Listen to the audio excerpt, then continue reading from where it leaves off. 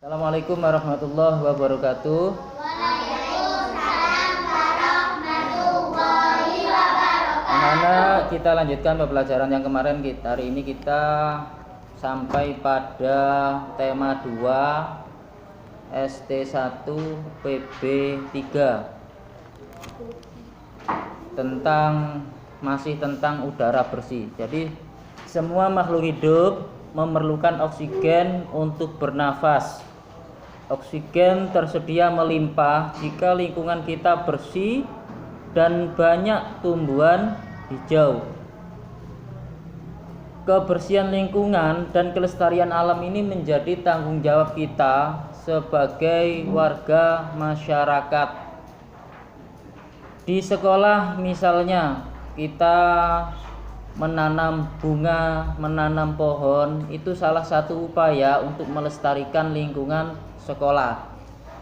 Perlu diketahui bahwasanya manusia ini bernafas menghirup oksigen atau yang dikenal dengan O2, kemudian menghembuskan CO2 atau karbon dioksida. Manusia, tumbuhan, dan hewan ini ada saling keterkaitan, saling berhubungan, saling membutuhkan.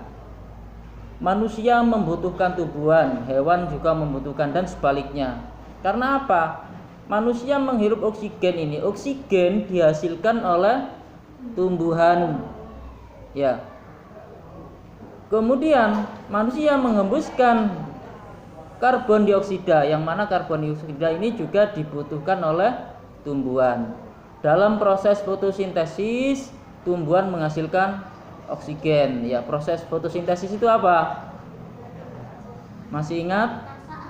Iya, proses memasak ya. Jadi proses pembuatan makanan oleh tumbuhan dibantu oleh sinar matahari. Kalau dibantu sinar matahari berarti terjadinya adalah pada waktu siang. Kalau malam tidak bisa. Dan yang bisa melakukan fotosintesis hanya tumbuhan yang mempunyai klorofil. Apa klorofil? Zat hijau daun. Ya, selain itu tumbuhan juga bernafas. Ada yang namanya stomata. Apa stomata? Mulut daun. Benar sekali, mulut daun. Jadi tumbuhan itu bernafas menggunakan stomata atau mulut daun ya. Bukan hanya itu, manusia, tumbuhan, dan hewan ini karena merupakan makhluk hidup maka juga bergerak ya. Kemarin kita di PB1 sudah mempelajari organ gerak pada manusia dan hewan ya. Hari ini Indonesia ini dikatakan sebagai paru-paru dunia. Mengapa? Mengapa sebutan itu disematkan bagi Indonesia? Karena di Indonesia ini terdapat hutan yang sangat luas. Ya. Daun-daun di hutan mengeluarkan oksigen yang berlimpah. Kemudian oksigen merupakan unsur penting bagi kehidupan. Namun sayangnya hutan di Indonesia sekarang semakin berkurang akibat kebakaran dan penebangan hutan secara liar. Oleh karena itu pemerintah bersama rakyat harus berusaha untuk mengurangi kerusakan hutan. Salah satu caranya adalah melakukan apa? Menanam kembali hutan yang gundul atau yang disebut dengan reboisasi atau melakukan penghijauan. Ya. Misalnya kalian seperti kakak kelas kalian yang dulu pernah melaksanakan penghijauan. Jadi anak-anak saya suruh membawa tumbuhan dari rumah, tumbuhan apapun ya. Yang penting bermanfaat. Ada yang membawa pohon mangga, ada yang bawa pohon jambu, ada yang bawa pohon serikaya, ada yang bawa bunga. Nah, itu merupakan suatu penghijauan. Kemudian ditanam di lingkungan sekitar sekolah. Ini salah satu upaya untuk menghasilkan oksigen, juga melestarikan lingkungan.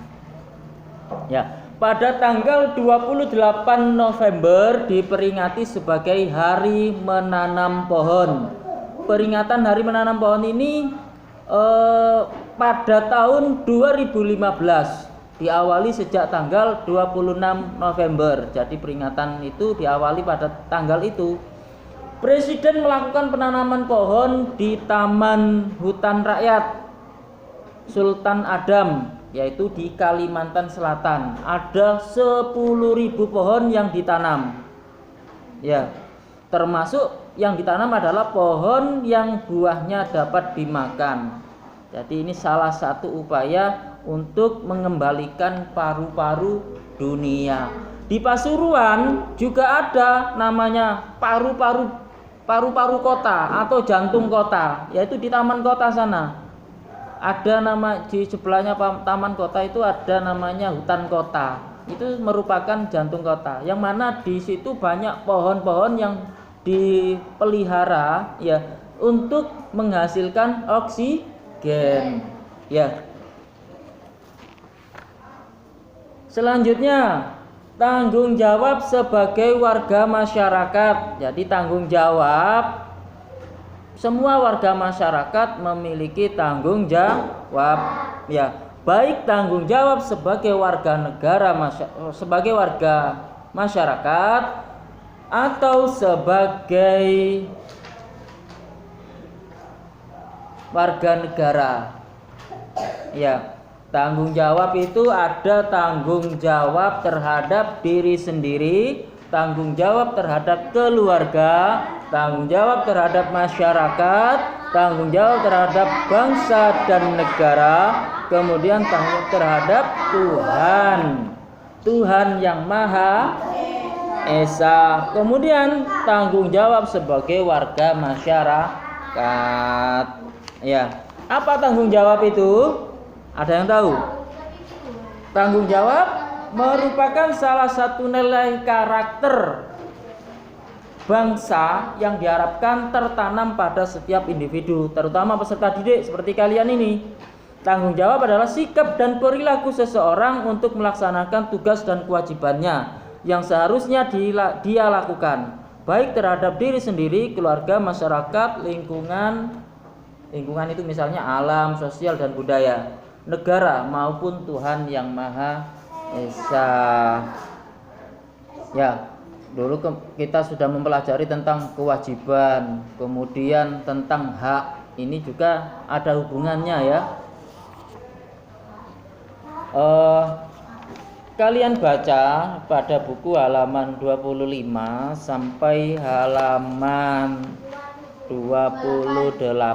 Setelah itu ada soal yang harus kalian kerjakan di halaman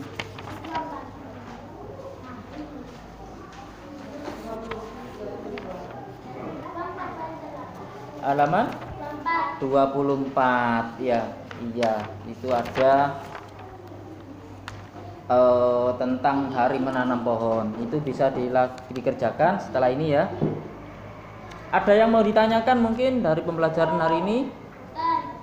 Tidak ada. Baik, kita lanjutkan mengerjakan tugas dulu ya. Nanti kalau ada yang ditanyakan silakan. Saya akhiri. Assalamualaikum warahmatullahi wabarakatuh.